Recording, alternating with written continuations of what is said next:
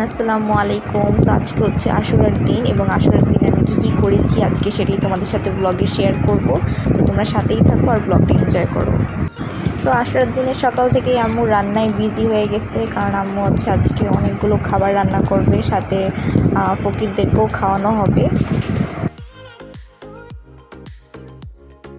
So আম্মু এখানে রান্না করছিল, আমি এই ফাঁকে আমার স্কিন কেয়ার করতে চলে আসলাম। এখানে আমি ফেস প্যাক বানিয়েছি, তারপর আমি শাওয়ার নিতে চলে যাই।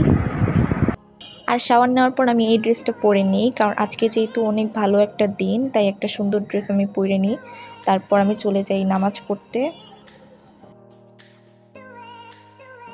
আর নামাজ পড়ে আমি চলে আসি কোরআন শরীফ পড়তে। আমি আর আমার ছোটো ভাই আমরা দুজনে একসাথে কোরআন শরীফ পড়ছিলাম এখানে। যেহেতু আমার ছোটো ভাই ক্যামেরার সামনে আসতে চাচ্ছিল না, তাই আমি তাকে দেখাতে পারলাম না।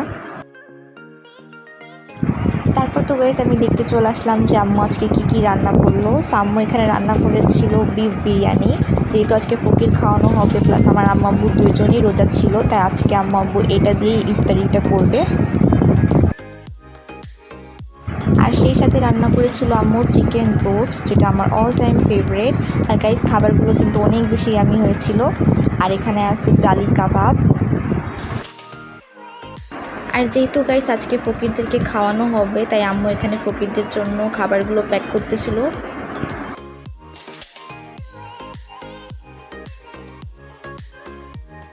দেন গাইস আমারও অনেক জোরে ক্ষুধা লেগে গিয়েছিল, তাই আমি চলে আসলাম লাঞ্চ করতে।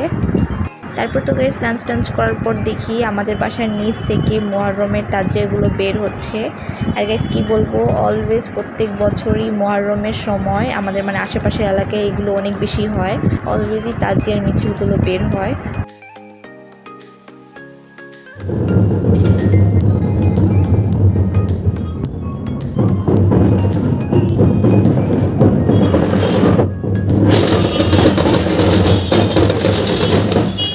দেন বিকালবেলা আমার বড় ভাই বাজার থেকে 1 ডজন লেবু কিনে নিয়ে আসে, কারণ আজকে মসজিদে ইফতারের জন্য লেবু শরবত বানানো হবে। তারপর গাইস মাগরিবের সময় হয়ে যায়। আর গাইস দেখো মাগরিবের টাইমে আকাশটা কত বেশি সুন্দর লাগতেছিল, তাই আমি ভিডিওটা করে নিই।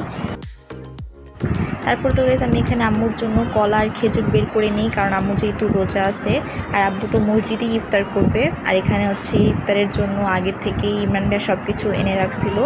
দেন খাওয়া দাওয়া করে আম্মু এখানে ঝালমুড়ি বানাচ্ছিল, কারণ রোজা রেখে ঝালমুড়ি না খেলে তো আম্মুর ভালোই লাগবে না। সো গাইজ আজকের ব্লগটা আমি এই পর্যন্তই শ্যুট করে রাখছিলাম। সো ব্লগটা ছিল এই পর্যন্তই। আই হোপ তোমাদের সবার কাছে অনেক ভালো লাগছে। সো দেখা হবে আবার কোনো নেক্সট ব্লগে। আল্লাহ হাফেজ।